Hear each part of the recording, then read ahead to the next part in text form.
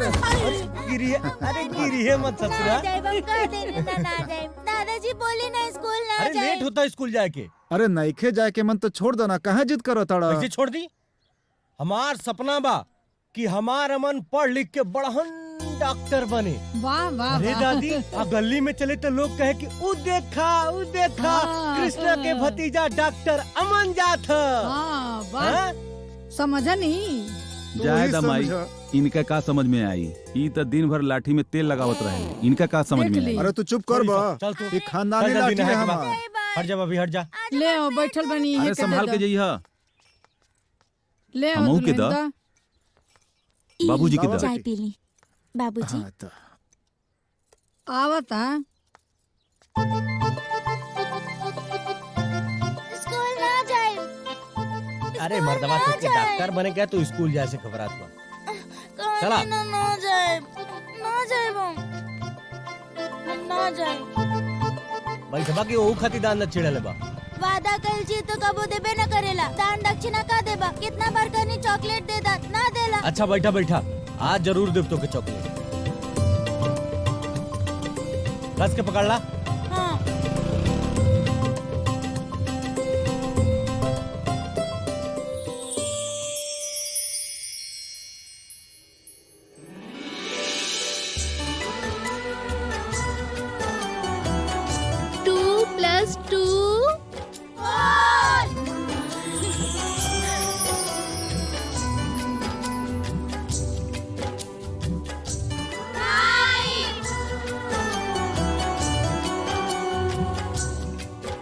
बच्चों, कल मैंने क्या होमवर्क दिया था? चलो आप लोग आ जाओ दिखाने, आ जाओ।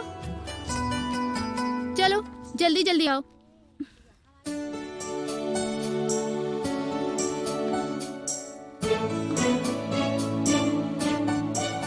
लाओ जल्दी आया करो, टाइम लगाते हो। हंस रहे हो? अरे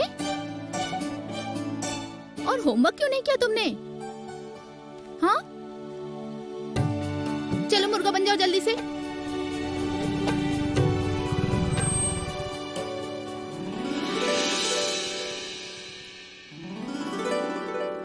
अरे मनवा, तो चॉकलेट बारे।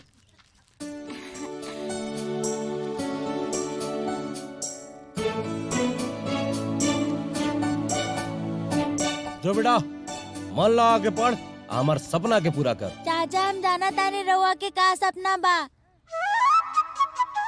जो जो जो पढ़। यहाँ आओ। इतना लेट कहाँ भइल? टाइम पर काहे ना आवेला? रोज के तहर आदत हो गइल बा और हमरा लगे केहू लेट आवे हमरा के हरगिज बर्दाश्त नहीं खे। ए हाँ हमार सामान दे के जा। ना पहले हमरा खुशी के पास बिठावा।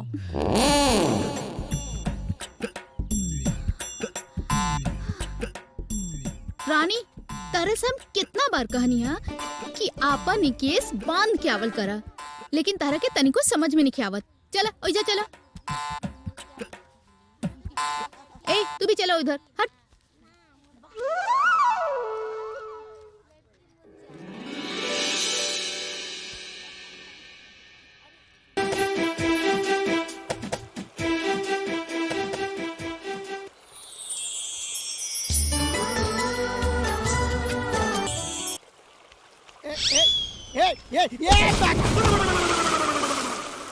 अरे हवस के पुजारी, इस तरह जवानी के जोश में जनाना बटाना में फर्क नहीं के समझ में आवा। हे भगवान, हे बजरंगबली, अब तोहरे हाथ में हमारी इज्जत बचा ले। हे बजरंगबली, हे बाबू का भइल? ठीक ते बाड़े रू आए ना प्रॉब्लम अच्छे हम चुप हम ही रही। हे भगवान, हमारी इज्जत जात रहे और चुप हम ही रही। ये सब छोड़, पहले पहले पानी रो। दूसरा के खेत में जा। रोकता नहीं। तोरा समझ में नहीं क्या बात? दूसरा के खेत में पानी जाता तो हमनी के खेत में कैसे फसल? भाई हमरो मन करेला। अच्छा ठीक बा, चल पहले करवा के लेके उठाओ जा। उठाओ जा मतलब ओकर बियाह कराओ जा। हाँ चल चल। हाँ तो हाथ से मौका निकल गया ना तो जिंदगी भर कुंवारे रह कहीं हाथ से निकल न जाए। चल जल्दी। हम कुंवारे रह जाए तोरा चक्कर में। चल गाड़ी स्टार्ट कर। सुन कसोई रिश्ता करवहीं के पड़ी, तबे हमारा आगे के रास्ता क्लियर हो। चल भाई जल्दी।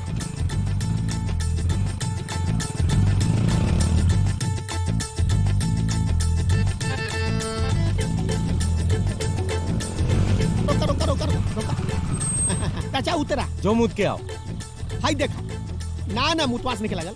हाय देखा हाय लड़का बा चाचा, हाय लड़का बा देखा देखा आवा ये लड़का इतना संस्कारी बा, इतना पढ़ल लिखल बा, कोई नशा न करेला, कुछो नशा न करेला। देखा अरे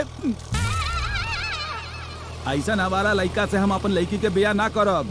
ओ चाचा, ओ चाचा, चाचा कहाँ भागत रहा? अरे रुक तेरी बहन। बकचोनहर बाड़ी एक नंबर की। अबे रुक, अभी रुक जाए थे भाई।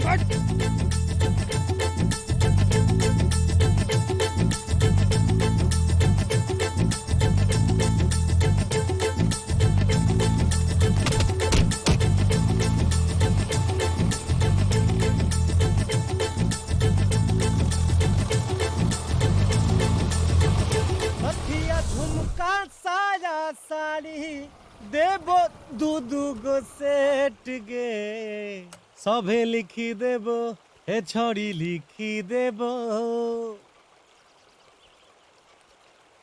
सभे लिखी देबो बाबू वाला खेत गे, रोज करे ये हमारा से भेट गे, छोड़ी हो जाइते हमारा से। अरे तू तो डरवाइए दे बेलू, आवा ऊपर आजा।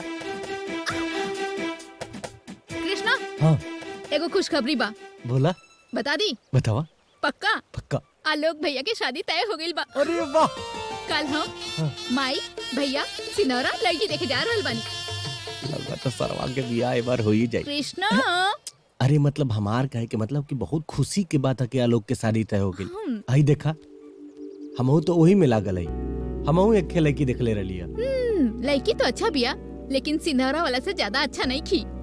अच्छा ये तो बाकी के बात बा, कहा कि पहले शादी तो फिक्स हो जाए, कहे से कि आलोक भैया की शादी 10-12 बार टूट चुकल बा। कौन गाँव बतैलू है? सिंधौरा। अरे ये तो हमारे दादी का नैहर है, के करे घरे? कौनो सरपंच जी बाड़े, उनकरे बिटिया है। सरपंच जी के? हाँ। जाननी का? हम तो ओकरा के जानी ला। तू कैसे जाने ला?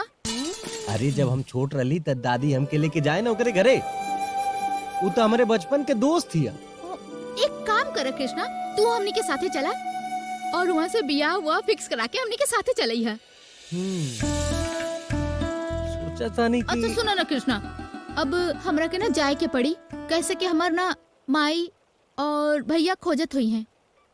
अच्छा ठीक बा। ठीक बा, ई पकड़ा फोटो। कल हई हा तब ओइजे नहर पाओ। ठीक बा। ये सरवा के शादी हो जात तो सही रहत, न तो हम लटकले रह जात।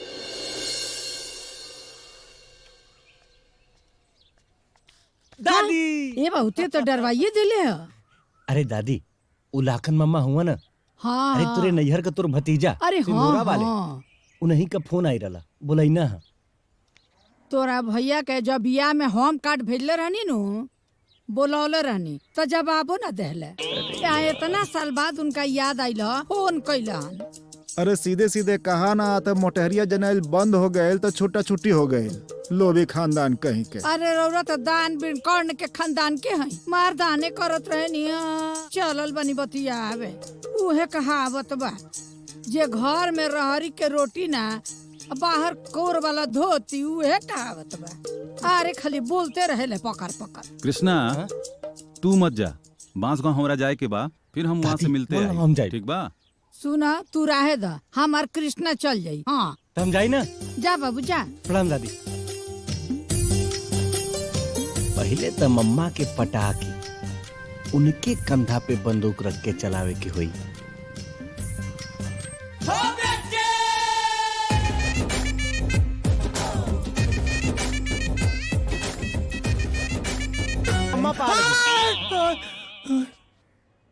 का भल मम्मा? अरे कोट काहे लगेला बाबू?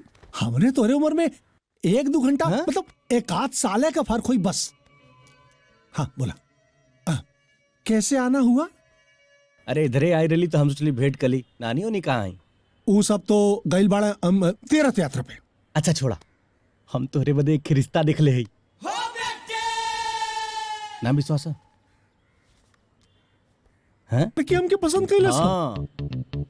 का भगवान छप्पर फाड़ के देबा का? अरे मम्मा ई तोहके देखते कहले कि तोहरे जैसन एक्सपीरियंस और उम्र दराज उम्र दराज ना बेटा, ओके कहल जाला मैच्योर। मैच्योर मैच्योर तोहरे जैसन मैच्योर आदमी के जरूरत है।